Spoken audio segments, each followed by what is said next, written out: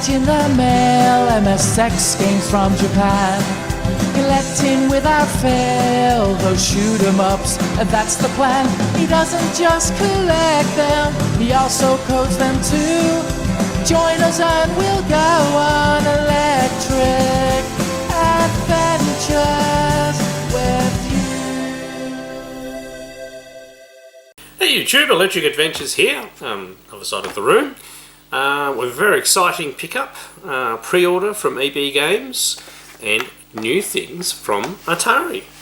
So I pre-ordered this a little while ago. I didn't order everything because I couldn't afford to get everything at the time. So there are a couple of items I'd like to get later, but it is none other than an Atari 2600 Plus unit. So obviously I haven't taken it out of the package or anything like that. We'll unbox it together. But I've got the main unit. Let's have a closer look at the box without the plastic wrap in a minute. Comes with a 10-in-1 game cartridge and one controller in the box. I got an extra controller because I thought that would be handy, and I had to get one other game, and that was of course Berzerk Enhanced, which apparently has extended speech. They must have a speech chip in the cartridge. Really cool getting a new game from Atari. Now I probably I would have really liked to get Run and Jump, the new game Run and Jump, but once again just couldn't quite afford it at the time. So hopefully I'll better get that later. And the actual paddle game pack looks really interesting as well. But once again, something for later. So we'll look at these things. So what I'll do is I'll change the camera angle and we shall unbox it together, and then we'll set it up and have a bit of a play. Right, here we go with the unit. So obviously we've got a plastic protective baggie. Work out where the seam is.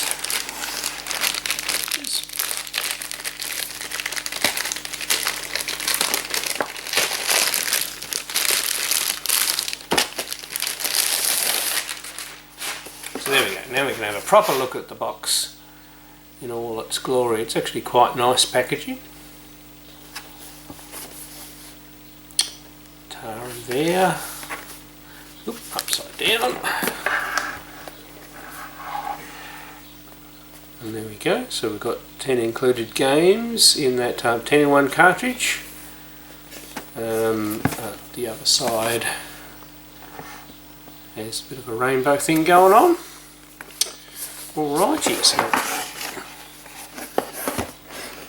a little seal sticker there.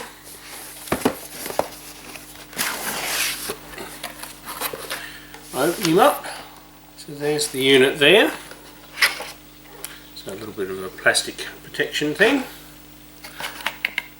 And there's our unit. Very accurate to the original 4-switcher.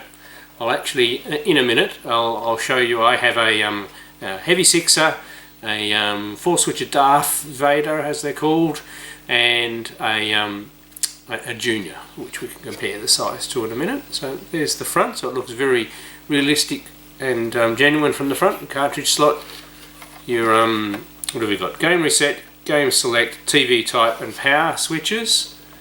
Now on the back, everything is pretty standard except for the HDMI in the middle. You've got your 2 joystick ports, and over here would be the USB-C power, I think it is. Yes, USB-C. And I'm not so sure what that switch is. I can't read it from this angle.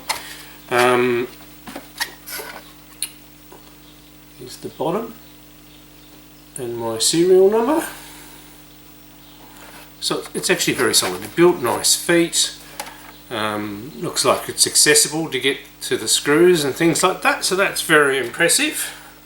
So what else do we get in the box? We get a little quick setup guide.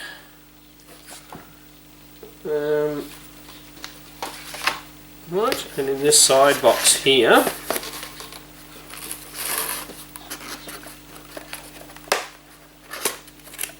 okay, we have our game cartridge.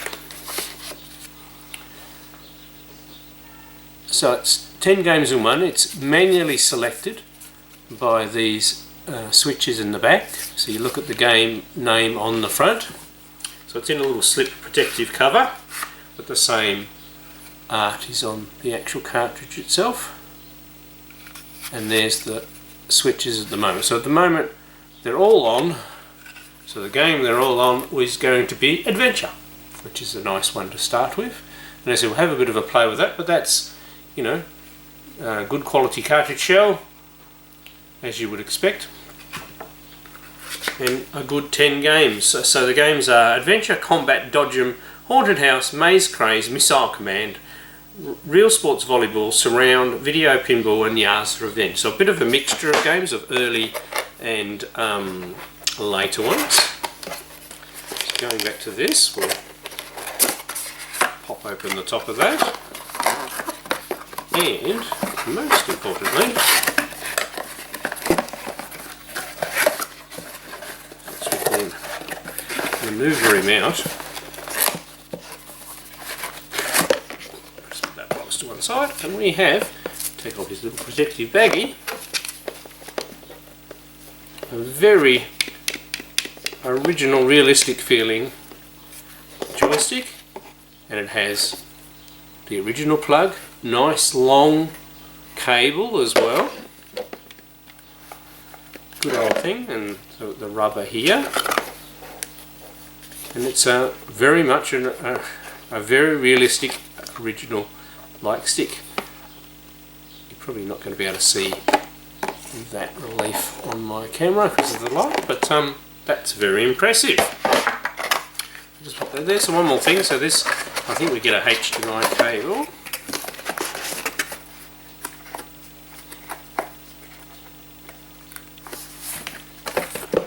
Humble fingers, sorry.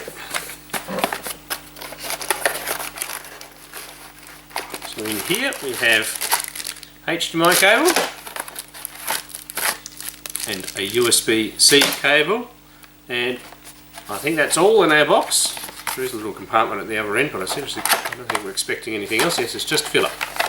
So that's all of our items that come with it, which is quite impressive. So what we'll do now is, I'll just break for a second. I'll just go get my existing Atari 2600 so we can do a size comparison.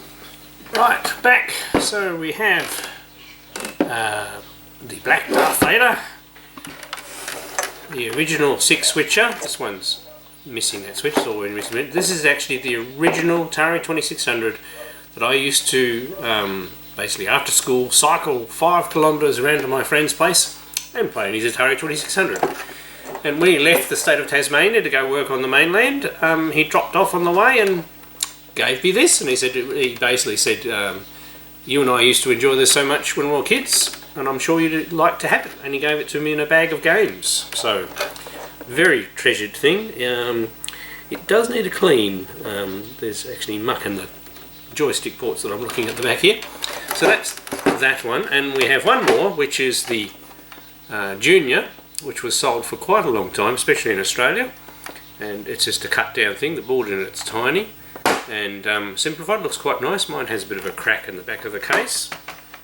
I generally don't use these as active systems because I have an Atari 7800 which plays 2600 games, and that's been AV modded. So, size comparison. So this is on top of the original heavy 6er. Let's get that in there. So it's, what is that, about 80-90% of the size. And then we'll compare it to the black one, which is pretty much the same size as the original, just has 4 switches instead of 6 switches. They move the difficulty switches to the back. And then when you compare it to the Junior, it's pretty much the same size. Almost exactly the same footprint. So not too bad, and weight wise the Junior is a little heavier than it. Slightly more modern circuitry, doesn't need the big power circuitry that's probably in this one. Very impressive. Alright, well the next thing we definitely need to do is plug it in and play some of the games.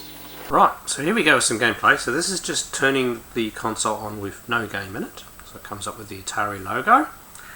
And then it tells us that it can't load a game, which makes sense.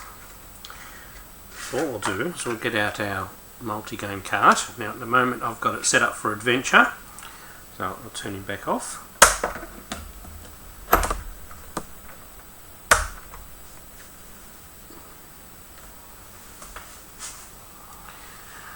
Right, so turn him back on, and nice solid feel to the cartridge slot too, which is good.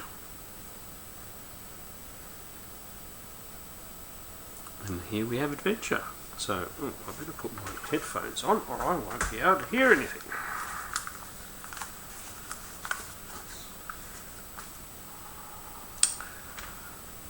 Right, so we've game type 1, so we reset the game.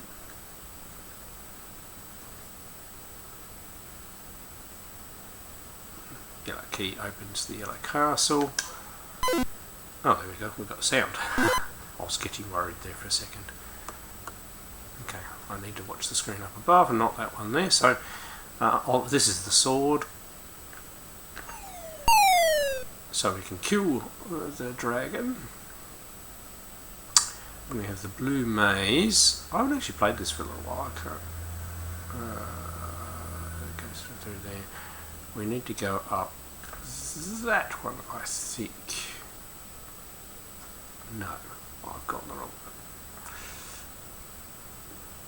one. Now, Electric Adventures is out of practice. Go up here.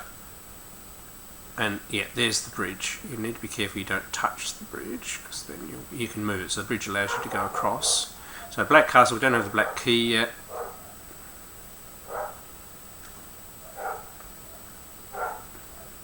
Yeah, that's a dead end. I'm out of practice again. That's alright. But anyway, as you can see, adventure in all its glory. The first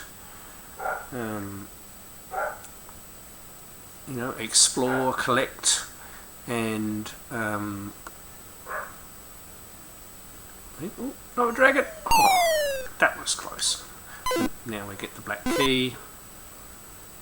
Some people can speed run this. I'm not one of those people.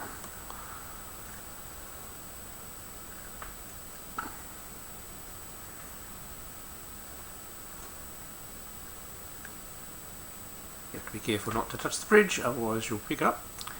There we go. Now the magnet will attract other things, and there's the chalice. So we don't really need anything else. It is a little random how it sets up the things. There we go.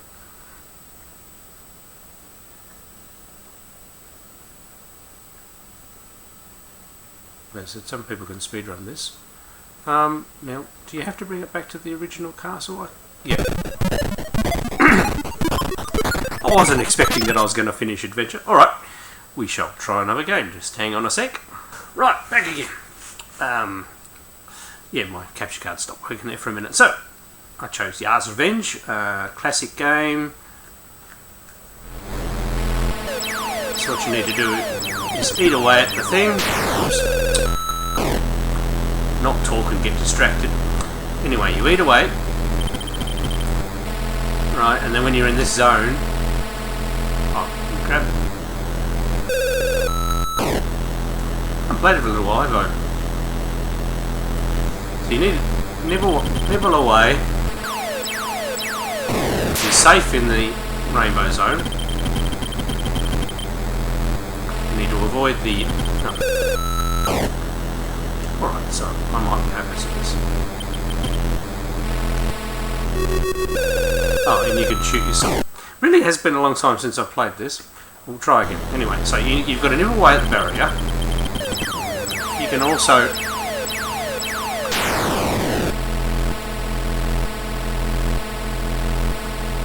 I get how you fire. You can do it sometimes.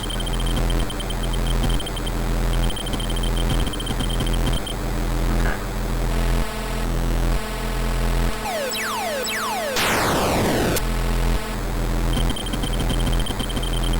Right, so you've got to expose the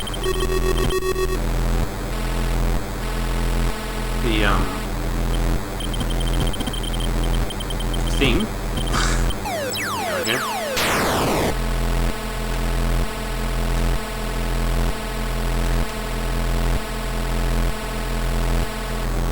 That's it. Right. I then need to go past that side of the barrier. I haven't played Yard's Revenge for ages. But a wonderful game that was basically started as a bit of a technical experiment of what they could do, and got turned into a game. So there's some other games on there. Missile Command's another one of my favourites. The volleyball's really good.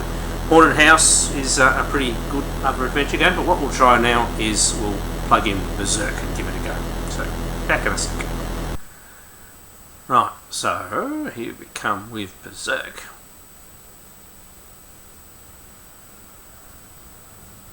Now, the original Atari 2600 game of this, I can pretty much play till I get bored. So, because it is fairly easy. I'll be interested to see whether they've made any gameplay changes. And obviously I'm not going to play it for that long. But let's see what the... I'm not sure there's any... I can't remember how many difficulty levels there are. So there's the difficulty down the, or the games down the bottom. Oh, that's more than I thought. Oops.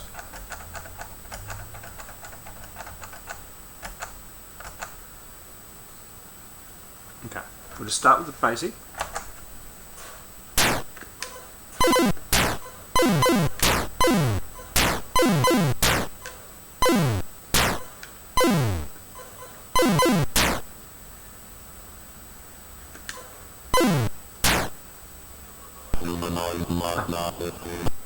Ah, so you get the voice in between.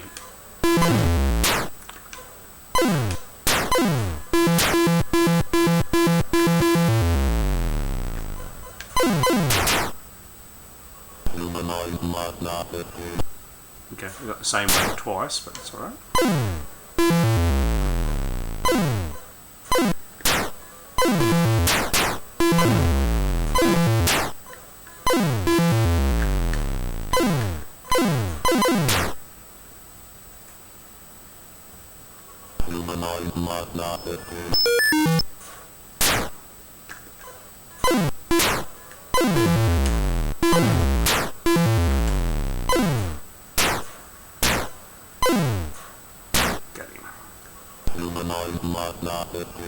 So it does seem to be a little bit lacking in speech. Ah, we got some more different.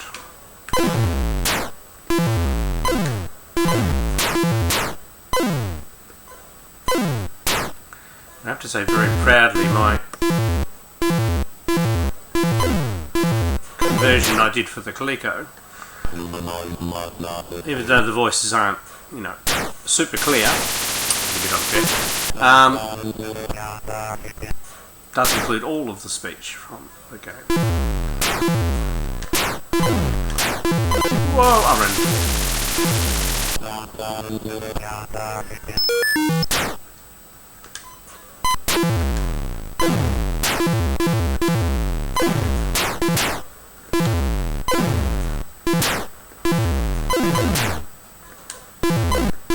The thing to get used to on the Atari 2600 one is the angle of the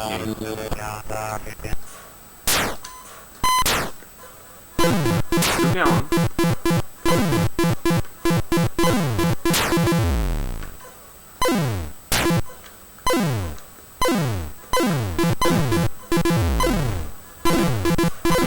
Got him. But it is nice that it's got some speech, even if it's in between. Oops, in between scenes. But that's actually quite cool. I'll play around with the different games of that one. All right. So to finish off, we'll try some, you know, existing Atari 2600 games. Not a lot, just a couple. And I'll include at least one homebrew title. Alright, back in a sec. Now, the next thing I tried was a very recent homebrew game, Robot War. That one doesn't work. This is version 1, and the system is apparently patchable, so that might change in the future. But also, it can play Atari 7800 games. So here we go, with Donkey Kong on the Atari 7800, which is actually not a bad version of Donkey Kong.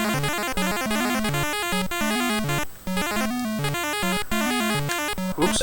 Harsh 2600 sounds. And looking a little squished, but you know, that's playing quite well and it looks quite reasonable.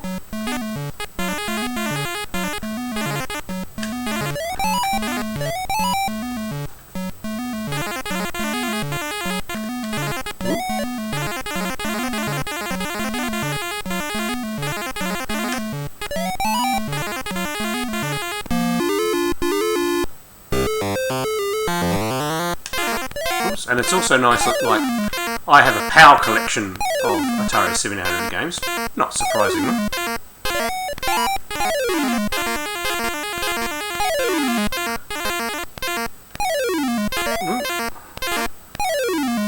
Oh dear. Well, I'll leave it at that. So it'll be interesting to see you know, how some of them play, and playing them at 60 Hz, of course, which is really nice. Right, let's try another game. So, you can't play Atari 2600 games without playing at least one Activision game. And here is Beam Rider. Now the aspect ratio does look a little squashed, but that could be my capture card too.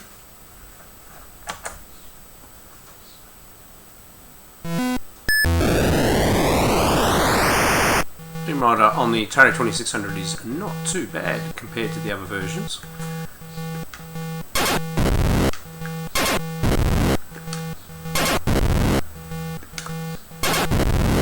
As you can see, it plays quite well. My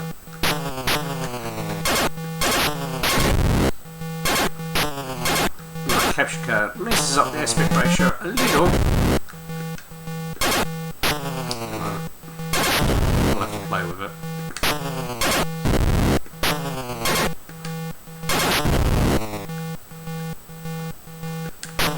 Got it. One more to go. We'll get the mothership up and... Sorry, I really like this game. Here we go. Oh, I forgot how you shoot the missile, so I missed it anyway. And you'll see, works perfectly.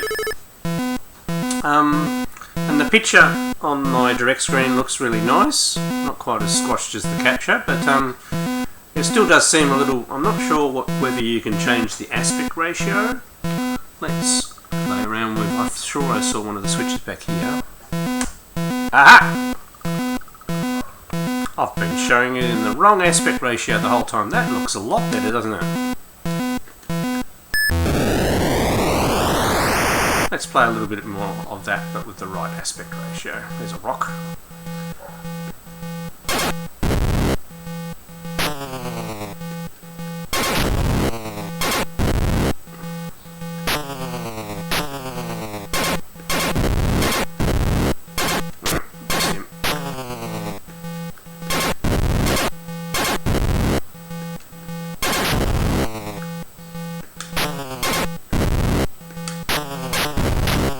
Oh, rock shielded him.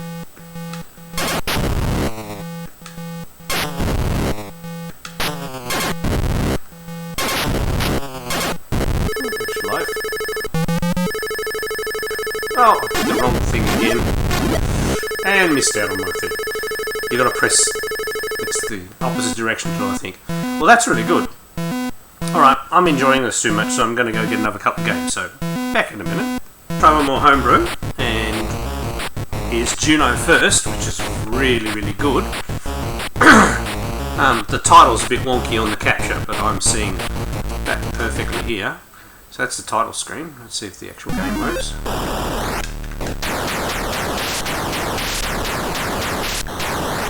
This homebrew is absolutely fantastic. Oh, this is the planet.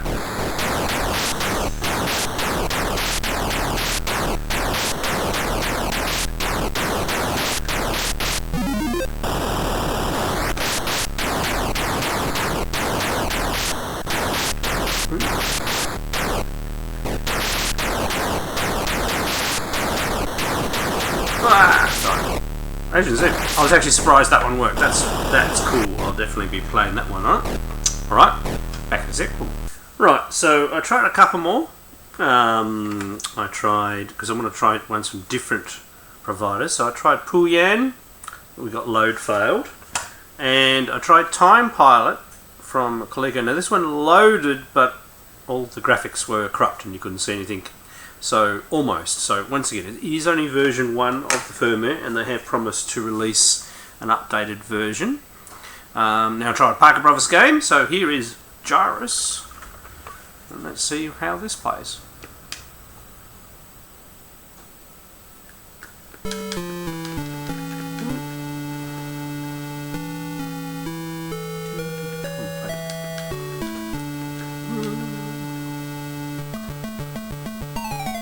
Doesn't do a bad job of playing, giving you a reasonable approximation of a game of Gyrus, this playability wise. You don't get any sound effects, but you get, oops, should have been up top. But you get the music.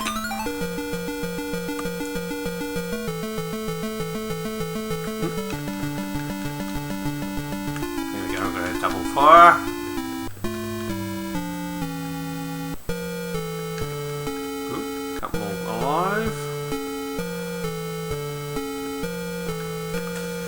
Obviously playing music like this with the sound chip that is in an Atari 2600 is a little bit of a stretch sometimes. Some of the notes can be a little flat.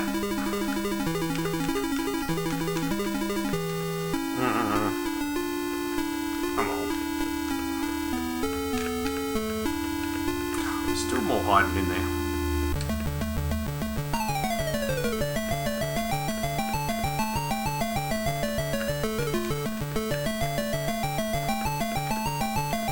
Hey, there we go.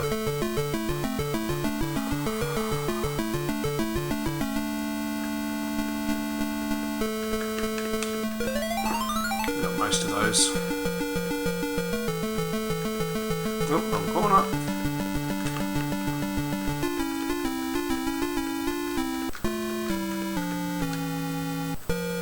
We showed them. As you can see, the music plays a little flat.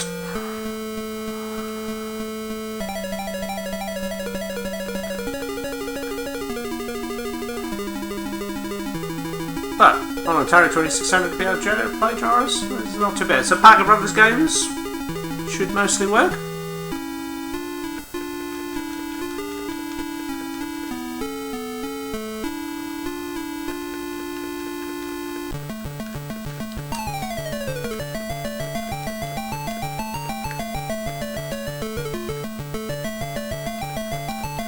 Sorry, I have to complete the challenge wave. It's just not in me to leave it. Here we go, and we got our bonus. Alright, so plays a fair few games. Obviously, I have quite an extensive library, and most core Atari 2600 games released by Atari work. They've checked those, but some of the third-party ones, obviously, they haven't checked all of those. And they've promised updates to improve the compatibility, but it's pretty good. The picture's really good. I'm glad I found that aspect ratio setting because it was a little bit stretched to start with. Definitely need to play the games in the original aspect ratio. Alright, I hope you've enjoyed having a look at the Atari 2600 Plus. I will in the future see if I can pick up Run and Jump and the paddle games, and we can have a look at those at another stage, but we'll see. We'll see whether they get some more stock in before Christmas. Alright, I'm Electric Adventures. Thanks to all my subscribers. Thanks for watching, and I'll catch you next time.